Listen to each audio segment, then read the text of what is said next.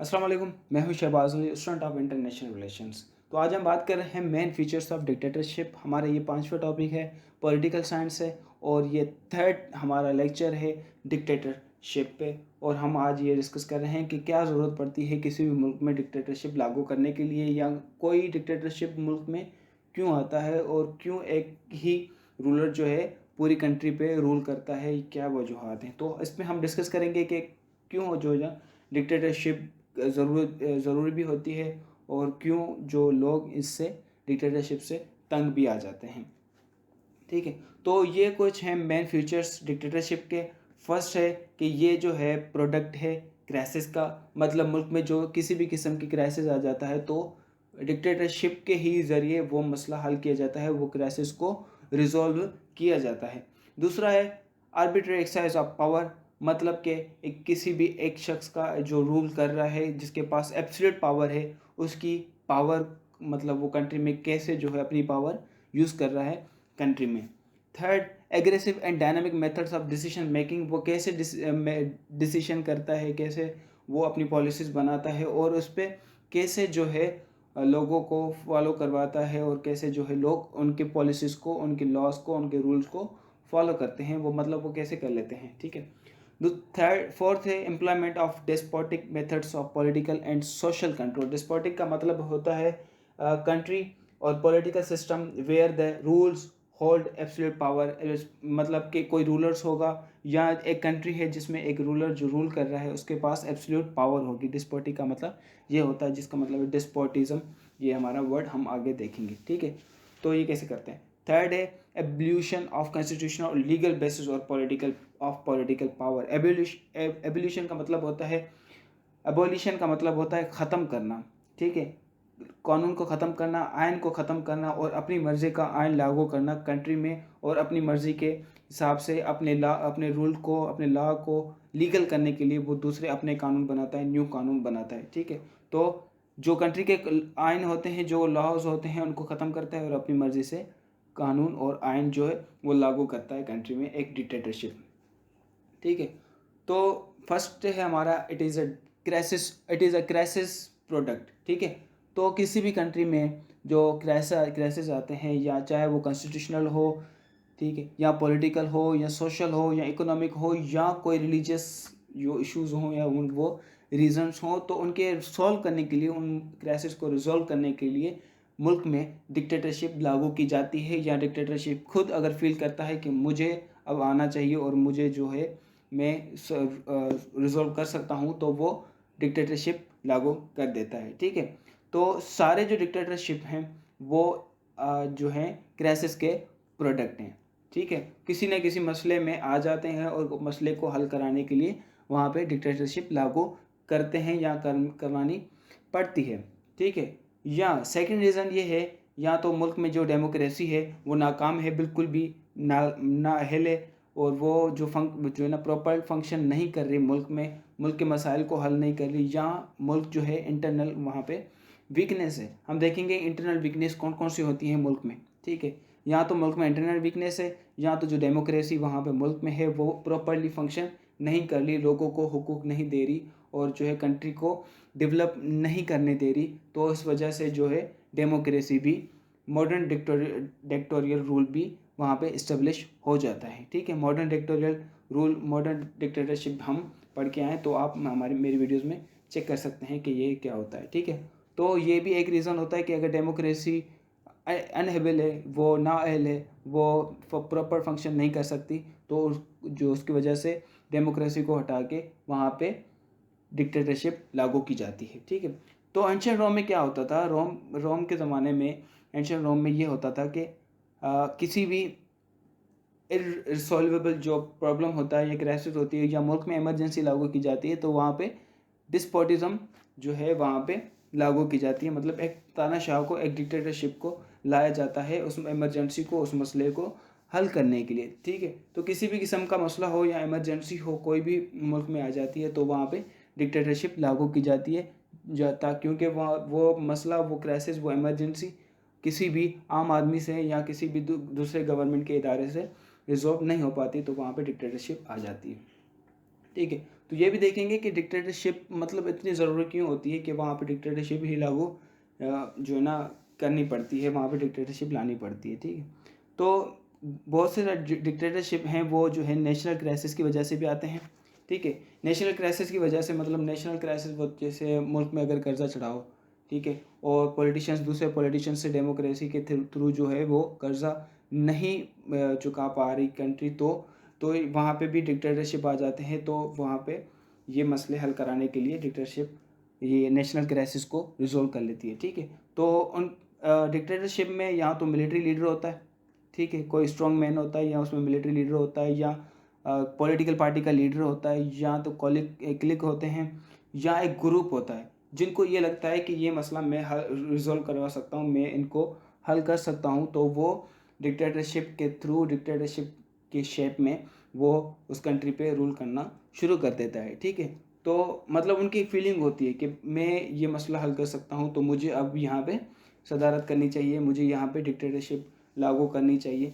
तो यहाँ पे मुझे रूल करना चाहिए। तो वह वहाँ पे रूल करना शुरू कर देता है, ठीक है, आइन के खिलाफ और रूल्स के खिलाफ, ठीक है। तो इंटरनल वीकनेस कौन सी होती है मुल्क में? First of all internal divisions, ठीक है, जैसे कि ईस्ट होता है, वेस्ट होता है, दो कंट्री एक कंट्रीज़ है, ठीक है, तो उनमें कुछ आपस में तसादुम चल रहे हैं, या तो रिलीजन के मसले पे चल रहे हैं, तो वो कहते हैं कि हम ये मतलब जो ये हमारा रिलीजन ये है, तुम्हारा रिलीजन ये है, तो हमें अलग होना चाहिए। जैसे अब जो है ना भारत आज़ाद हुआ था, ठीक है, तो उनका भी यही मसला था। पाकिस्तान और इंडिया जब आज़ाद हुआ था तो उनका मेन इशू ये था कि रिलीजन, ठीक है, तुम्हारा रिलीजन अलग है और मेरा रिलीजन अलग है, तो हम दोनों को अलग होना चाहिए, हमारे कल्चर वगैरह अलग है। तो ये भी एक इंटरनल वीकनेस है किसी भी कंट्री के लिए। अगर इस कंट्री में इस किस्म के जो मसले मसाइल चलते हैं तो वो कंट्री अंदर से वीक होती जा रही है, और उस पर कोई भी कंट्री अटैक कर सकता है, कोई भी कंट्री उस पर कब्ज़ा कर सकता है। तो ये एक इंटरनल वीकनेस है, ठीक है। तो दूसरा है lack of strong national identity and cultural protection, ठीक है। तो वो लोग जो है अपने कल्चर को फॉलो नहीं करते, ठीक है, अपने कल्चर को प्रोटेक्ट नहीं करते। और दूसरा है वो नेशनल आइडेंटिटी, मतलब वो मुल्क में रहते हैं लेकिन वो अपने आप को अपना उस मुल्क का नहीं कहते, कि वो कहते हैं कि हम इस मुल्क के नहीं हैं, हम सिर्फ यहाँ पे रहते हैं। तो मतलब वो अपने मुल्क से प्यार नहीं करते, उनको वहाँ पे रहना अच्छा नहीं लगता, और वो अपने आप को उस मुल्क का कंसिडर ही नहीं करते, रहते भी वहीं हैं, खाते भी वहीं हैं, सोते भी वहीं हैं, लेकिन अपने आप को वहाँ पे कंसिडर नहीं करते, ठीक है। दूसरा है इंटरनल ट्रेड। इंटरनल ट्रेड कमज़ोर है, कोई एक कंट्री दूसरी कंट्रीज के साथ ट्रेड नहीं कर रही, या आपस में ट्रेड नहीं कर रही, जो भी आपस में ट्रेड हो रहे हैं वहाँ पे ट्रेड बिल्कुल कम है। तो ये भी एक जो है इंटरनल वीकनेस है किसी भी कंट्री के लिए। तो दूसरा एजिंग पॉपुलेशन। एजिंग पॉपुलेशन मतलब यंग जनरेशन बहुत कम है और बूढ़े लोग ज़्यादा हैं। तो बूढ़े लोग होंगे तो जाहिर सी बात है यहाँ पे ज़्यादा क्राइसिस और भी आएंगे, इकोनॉमिक क्राइसिस भी आ सकते हैं। यंग जनरेशन होगी वो कुछ ना कुछ मुल्क के लिए ज़रूर करेगी, मुल्क के लिए एक सरमाया पैदा कर सकती हैं, लेकिन एजिंग जो पॉपुलेशन होगी वो अपने मुल्क के लिए कुछ भी नहीं कर सकती। वो अपनी ज़िंदगी गुजार के आए हैं और सिर्फ मुल्क को और गवर्नमेंट को सिर्फ और सिर्फ खर्चा करवा सकते हैं, ठीक है। तो और लास्ट है इंटीग्रेशन ऑफ न्यू कमर्स, ठीक है।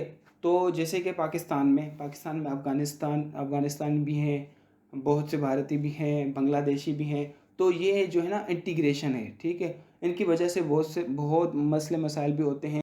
डिक्टेटरशिप जब एक बार पावर में आ जाता है ना, तो वो समझते हैं कि बस अब जो है ना अब कोई भी रूलर नहीं आने वाला, और कोई भी नहीं आ सकता, ठीक है। तो वो अपनी वो उस पावर में बिल्कुल जो है चिपके रहते हैं, ठीक है।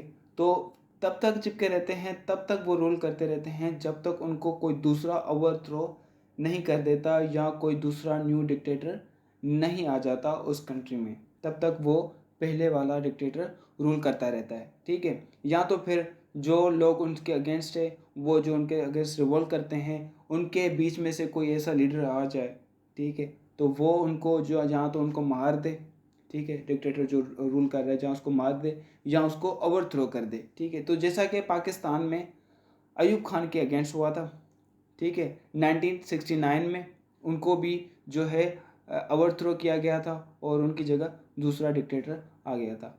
जैसे कि मार्कोस में फिलीपींस में मार्कोस के साथ हुआ था, ठीक है, 1986 में 1986 में इनके साथ हुआ था। और बर्मा में न्यूयन के साथ हुआ था 1988 में, और दूसरे ही बहुत से कम्युनिस्ट डिक्टेटरशिप के साथ ऐसा हुआ है, और उनको हटा के दूसरे डिक्टेटरशिप वहाँ पे आ गए हैं। ठीक है, तो ईस्टर्न यूरोप में भी बहुत से ऐसे केसेस वो मतलब जो हैं यहाँ पे ऐसा हो चुका है 1918 से 19 तक।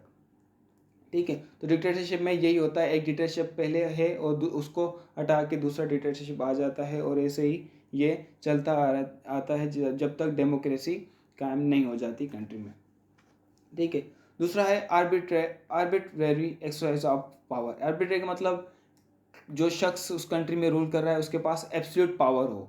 ठीक है, तो डिक्टेटरशिप को हम करेक्टराइज करते हैं आर्बिट्रेरी एक्सरसाइज ऑफ पावर, जबकि जो हर डिक्टेटर के पास जो है एब्सोल्यूट या एक्सक्लूसिव मोनोपोली होती है पावर की। ठीक है, तो कुछ केसेस में डिक्टेटरशिप जो है अपनी पावर जो है वो शेयर करते हैं दूसरे लीडर्स के साथ। ठीक है, दूसरे लीडर्स के मतलब जो लीडर्स उनको लाते हैं। ठीक है, जो पावरफुल लीडर्स होते हैं उस कंट्री में जो पहले से रूल करते हैं और वो डिक्टेटरशिप को लाते हैं, तो डिक्टेटरशिप क्या करता है, अपनी जो पावर होती है, उनके पास जितनी भी अथॉरिटी होती है डिक्टेटरशिप के पास, वो उन लीडर्स के साथ शेयर करता है या इलाइट ग्रुप के साथ शेयर करता है, मतलब पावरफुल इलाइट ग्रुप के साथ। ठीक है, जो उनको पावर में लाते हैं डिक्टेटरशिप को। ठीक है, लेकिन ये सिर्फ पावर शेयरिंग का जो मसला है जो है, ये सिर्फ इनिशियल स्टेज में होता है जब डिक्टेटरशिप नया नया आता है। ठीक है, इनिशियल स्टेज में होता है जब वो जो बहुत ज़्यादा या पक्का हो जाता है पावर में, या वो कहता है कि बस अब जो हूँ मैं हूँ और मुझे कोई कुछ भी नहीं कर सकता, तो ये शेयरिंग का सिस्टम ख़त्म हो जाता है। ठीक है, तो ये जो है जो कोलैबोरेटर होते हैं जो उनके साथ होते हैं उनसे जान छुड़ाता है। ठीक है, जो कोलैबोरेशन के साथ होते हैं, जो उनके साथ होते हैं, मतलब जो उनके कंपेनियन होते हैं, तो उनसे पहले पहले जान छुड़ाता है। ठीक है, ये कोशिश वही करता है उसके बाद जब पावर में आ जाता है। ठीक है, इसी को ये मतलब ये होता है इसमें। तो दूसरा थर्ड है aggressive and dynamic methods of decision making. तो डिसीशंस एंड पॉलिसीज जो है डिक्टेटरशिप में वेरी एग्रेसिवली होती हैं, मतलब जहराना तरीके से होती हैं या डायनेमिकली इम्प्लीट की जाती हैं, मतलब मुतहरिक तौर तरीके से जो है लागू की जाती हैं पॉलिसीज़ और डिसीशंस जो है वहाँ पे। ठीक है, तो यही वजह है जहराना तरीके से अगर पॉलिसीज़ लागू की जाती हैं या डिसीशंस मनवाए जाते हैं, तो इसीलिए डिक्टेटरशिप जो है वो डेमोक्रेसी से ज़्यादा सक्सेसफुल होती है। ठीक है, क्योंकि लोग डरे हुए होंगे और लोग जो है कैसे भी करके डिक्टेटर्स के रूल्स और डिसीजन को ज़रूर फॉलो करेंगे और उनकी पॉलिसीज़ को ज़रूर फॉलो करेंगे और उनको ब्रेक करने के लिए सोचेंगे भी नहीं। ठीक है, तो इसलिए डिक्टेटरशिप ज़्यादा सक्सेसफुल होती है डेमोक्रेसी। फोर्थ है implement of despotic methods of political and social control. Despotic का मतलब मैंने समझा है जिसके पास एब्सोल्यूट पावर होती है, जो रूलर्स एक कंट्री पे रूल करता है जिसके पास एब्सोल्यूट पावर होती है। ठीक है, डिक्टेटरशिप जो है वो पावर इम्प्लॉय करते हैं, या तो टेरर दहशतगर्दी, मतलब उनके थ्रू जो उनकी बात नहीं मानते तो उनके इलाके में उनके ये मसले मसाइल करते हैं, तो वो हार मान जाते हैं और वो उनके डिक्टेटर्स को फॉलो करना, उनके रूल्स को फॉलो करना, उनकी पॉलिसीज़ को फॉलो करना, उनके डिसीजंस को मानना शुरू कर देती हैं, या तो उनको धमकी देती हैं, इंटिमिडेशन, उनको धमकी देती हैं, या उनका जो प्रोपेगेंडा होता है वो प्रोपेगेंडा बनाते हैं। ये उनका मतलब जो प्रोपेगेंडा होता है कि इसी तरीके से हम जो है अपने लॉस, अपनी पॉलिसीज़ और अपने डिसीशंस ओबे करवा सकते हैं लोगों से। ठीक है, और पॉलिटिकल पार्टीज जो हैं वो बैन की जाती हैं। ठीक है, बहुत सी कंट्रीज़ में जो है अगर जैसे कि यूनिफिकेशन ऑफ जर्मनी में ओटोवन बिस्मार्क ने बहुत सी ऑर्गेनाइजेशंस जो है बैन करवा दी थी, ताकि वो उनको जर्मनी को यूनिफाई करने में खलल पैदा ना करें। तो डिक्टेटरशिप भी पॉलिटिकल पार्टीज़ बैन करते हैं, न्यूज़पेपर को सप्रेस कर देते हैं, और सिविल लिबर्टीज़ और फंडामेंटल जो बुनियादी हुकूक होते हैं लोगों के, उनको जो है ख़त्म कर दिए जाते हैं, और वो अपने हिसाब से चलते रहते हैं और चलाते रहते हैं कंट्री को। ठीक है, फिफ्थ है एबोलिशन ऑफ कॉन्स्टिट्यूशन और legal basis of political power. Abolition मतलब अपने कॉन्स्टिट्यूशन जो मुल्क में पहले से आइन हैं, लॉज हैं, रूल्स हैं, उनको ख़त्म कर देता है, और अपने मर्ज़ी से, अपने हिसाब से, अपने फ़ायदे के लिए वो दूसरे न्यू कॉन्स्टिट्यूशन, न्यू आइन जो है वो लागू करता है कंट्री में। ठीक है, तो नेचर के हिसाब से वो अगर वो जो डिक्टेटरशिप्स होते हैं वो ऐसी गवर्नमेंट है जिसके पास अनकॉन्स्टिट्यूशनल पावर होती है। अनकॉन्स्टिट्यूशनल जो है मतलब वो बगैर आइन के, विदाउट आइन को फॉलो किए वो जो है गवर्नमेंट मतलब जो है सुधार मतलब आते हैं कंट्री में आते हैं और कंट्री को रूल करते हैं आइन के अगेंस्ट और इलीगल तरीके से इलीगल मेथड से जो वहाँ पे कंट्री पे रूल करते हैं। ठीक है, तो first thing dictator does to abolish the constitution, वो सबसे पहले कॉन्स्टिट्यूशन को ख़त्म करता है और अपनी जो रेस्ट एप्लीकेशंस को है वो जो उनकी रेस्ट एप्लीकेशंस ये है वो है मतलब जो डिक्टेटर्स की पाबंदियां हैं उसको ख़त्म कर देता है और उसको एप्लीकेशंस को रेस्ट्रिक्ट कर देता है। ठीक है, तो कुछ इश्यूज़ में जो है या तो वो नए न्यू कॉन्स्टिट्यूशन बनाता है या तो उनमें कॉन्स्टिट्यूशन में रद्दबदल करता है। ठीक है, तो सिर्फ और सिर्फ वो इसलिए करता है क्योंकि वो अपने रूल को लीगल करना चाहता है कि मैं जो रूल कर रहा हूँ वो लीगल है, वो आइन के मुताबिक है, वो रूल के मुताबिक है। हालांकि वो रूल वो आइन जो है वो भी डिक्टेटरशिप के अपने खुद के बने हुए होते हैं, सिर्फ और सिर्फ वो अपने रूल को लीगल करने के लिए करता है। ठीक है, the abolition of the constitution और legal system is one reason why succession is not easy और पीसफुल अंडर डिक्टेटरशिप। तो यही सबब है कि जो आइन आइन को ख़त्म किया जाता है और लीगल सिस्टम को भी ख़त्म किया जाता है। तो यही वजह है जो कि डिक्टेटरशिप जो है पीसफुली सक्सेसफुल नहीं हो सकती, तो उनको कुछ ना कुछ जो है अननेसेसरी करना पड़ता है। ठीक है, जो कि दूसरी कंट्रीज़ नहीं करती, जो कंट्रीज़ में नहीं किया जाता। ठीक है, तो दूसरे वर्ड्स में अगर कहा जाता है dictatorships comes to power through bloodshed and can be get got rid of by further bloodshed. तो डिक्टेटरशिप जो है ब्लड शेड से ही आती है, मतलब बहुत सारा खून खराबा होता है, डिक्टेटर्स जो है वो आते हैं, मिलिट्री बहुत सारा खून खराबा करती है, तब ही डिक्टेटरशिप लागू होती है कंट्री में। एक तो ये तरीका होता है, या अगर आप डिक्टेटरशिप को ख़त्म करना चाहते हैं तो डिक्टेटरशिप के अगेंस्ट डिक्टेटर्स के अगेंस्ट प्रोटेस्ट करें, सड़कों पे आएँ और इस वजह से मिलिट्री भी आएगी और आपका खून खराबे भी होगा, और इस वजह से तो ब्लड शेड के थ्रू ही आप जो है डिक्टेटरशिप से छुटकारा पा सकते हैं। तो ये था उसके मेन फीचर्स डिक्टेटरशिप के।